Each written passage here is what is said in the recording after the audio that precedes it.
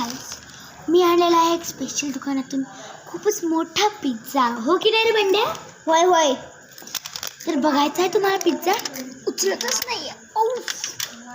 हे बघा पिझ्झा. तर हा पिझ्झा, तर हा मला भेटलेला आहे फक्त 5 रुपयात. तर मी तुम्हाला तो खोलून दाखवते तो कसा आहे. तर मित्रांनो, हा पिझ्झा खूपच छान आहे. तुम्ही पण एकदा ट्राय करून बघाच. येडी आहेत का? आपल्यासारखं दुकान त्यांच्याकडे कुठं असेल येडी.